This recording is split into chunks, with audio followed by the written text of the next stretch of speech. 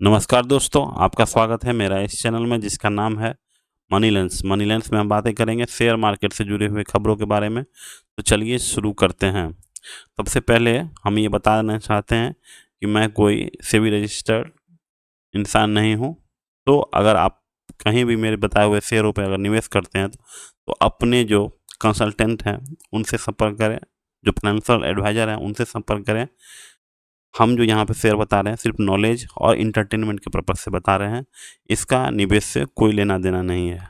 तो पहली खबर जो ये आई है कि बजाज फाइनेंस में डिविडेंड का ऐलान किया है 2024-25 में। तो पहले भी आप देखिएगा कि बजाज फाइनेंस जो है पहले भी हर एक साल जो है अपना डिविडेंड ऐलान करती है। यहाँ पे देखिए कॉर्पोरेट एक्शन में जाइए, बैलेंस शीट पे, तो यहाँ पे आप देखिए डिविडेंड में जाइएगा तो यहाँ पे देखिए 2019 में 6, 20 में 10, 21 में 10, 22 में 20, 23 में 30 और 24 में 36।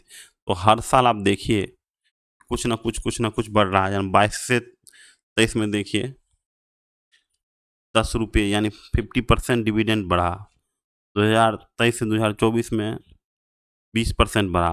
तो एक्चुअली में अब मान लेते हैं 30% भी अगर अच्छा रिजल्ट आता है तो 30% मान लेते हैं तो कितना हो जाएगा, तब हो जाएगा 46। कहा जाता इस बार जो है 46-47 रुपया डिविडेंड आने की संभावना है। तो अगर आपके पोर्टफोलियो में ये शेयर है तो अगर जितना शेयर आप जितना भी आपके पास शेयर है उसके हिसाब से 40-47 रुपये के हिसाब से आपको जोड़ के आपके अकाउंट में क्रेडिट हो जाएगा। जो अकाउंट आपके डीमैट से लिंक होगा उस पर वो आ जाएगा। इसका जो खबर है इसकी खबर पे और कितना रुपये डिविडेंड देगा ये आपको पता चलेगा 29 अप्रैल 2025, क्योंकि उस दिन एजीएम का बैठक है। उस दिन ये सब बातों पे डिस्कशन होगी। दूसरा खबर आया है कि इसका जो है स्टॉक जो है वो स्प्लिट होगा। 2 रुपये का भी फेस वैल्यू है। तो फेस वैल्यू अगर आप किसी भी शेयर का देखिएगा तो 4 ही प्रकार के होते हैं, या 10 होते हैं, या 5 होते हैं, या 2 होते हैं, या 1 होते हैं। तो यहाँ पे अब पहले ही इसका फेस वैल्यू अब देखिए कि 2 है। पहले फेस वैल्यू इसका 2 है, तो अब जो है 2 के बाद क्या सिर्फ 1 ही होने का संभावना है। तो एक तरह से तो ये फाइनल हो गया कि इसका स्टॉक स्प्लिट होने के बाद 1:1 स्टॉक स्प्लिट होने की ही संभावना है। यानी कि जिसके पास एक शेयर रहेगा बजाज फाइनेंस के, उसको एक शेयर मिला, यानी अभी 9,000 का है तो प्राइस क्या हो जाएगा उसी हिसाब से कम हो जाएगा। प्राइस हो जाएगा 4500 और आपको 4500 का 2 शेयर हो जाएगा यदि आपके पास एक शेयर है तो। और दूसरा बात है, दूसरा बोला है कि स्टॉक जो है स्प्लिट होने के बाद एक बोनस भी शेयर इशू करेगा। बोनस शेयर भी होता है तो 2016 में आप देखिएगा बोनस इशू किया गया 1:1। यदि उस समय अगर किसी के पास एक शेयर था तो एक और शेयर मिल रहा था।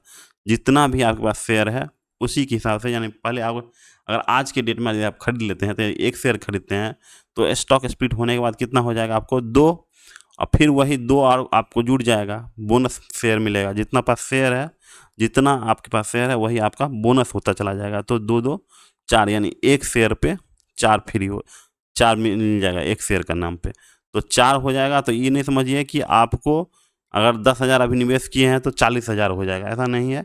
उसी हिसाब से प्राइस कम हो जाएगा, यानी 9,000 डिवाइडेड बाय 4, उसी प्राइस में 9,000 डिवाइडेड बाय 4, यानी प्रत्येक शेयर समझिए 2250, यानी 2,000 के आसपास समझिए। अगर आपके पास 4 शेयर हो जाएंगे तो उसका प्राइस भी उसी रेशियो में कम होकर 2,000 के आसपास हो जाएगा। तो सबसे बड़ी बात, अगर हमारा भी ओपिनियन सुनिएगा तो बोनस स्टॉक स्प्लिट जो होता है उससे शेयर प्राइस के मूवमेंट पे कोई असर नहीं पड़ता है, ना ही उसका मार्केट कैप बदलता है। मार्केट कैप क्या होता है, price into number of share. ठीक है, प्राइस कम हो जाएगा, नंबर ऑफ शेयर बढ़ जाएगा तो फिर बात तो बराबर हो जाएगा। वही मार्केट कैप, मार्केट कैप में कोई चेंज नहीं, पी में कोई चेंज नहीं, क्योंकि प्राइस कम होगा और अर्निंग भी उसी हिसाब से कम हो जाएगा। क्योंकि अर्निंग क्या होता है, earning divided by number of share. Earning earning भी कम हो रहा है, प्राइस भी कम हो रहा है, और अर्निंग क्या हो, अर्निंग वही है और divided by number of share हो जाएगा तो और भी कम हो जाएगा।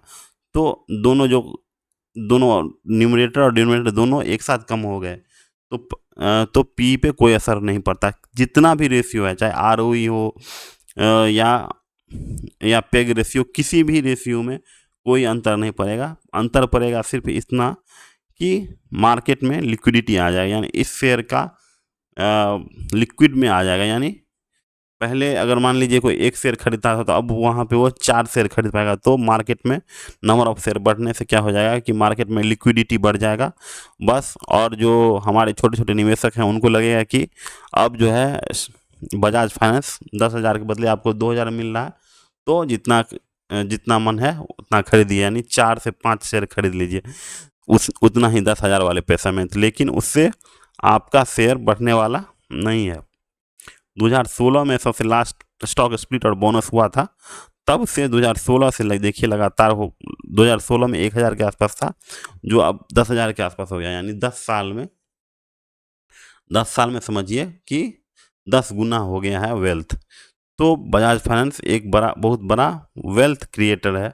और इसका आरओई देखिएगा बहुत ही अच्छा है। आरओई 22%, सेल्स ग्रोथ 28 और प्रॉफिट ग्रोथ 16। बहुत बड़ा पैसा का मल्टीप्लायर जो है बजाज फाइनेंस है। और हम 29 तारीख को एक वीडियो बनाएंगे इसी मुद्दे पे कि आखिर उस मीटिंग में क्या हुआ, क्या स्टॉक स्प्लिट का लास्ट डेट क्या है, कब होने वाला है, कितना स्टॉक स्प्लिट होगा। तो ये सब बातें आपको 29 तारीख के एजीएम में होने वाले मीटिंग के बाद आपको बता दें। यहाँ पे देखिए 29 अप्रैल को मीटिंग है, उस दिन आपको बता दिया जाएगा। तो अगर मेरा ये वीडियो अच्छा लगा, ये मेरी जानकारी अच्छी लगी, तो इस चैनल को लाइक कीजिए, शेयर कीजिए और सब्सक्राइब कीजिए। Thank you, have a nice day.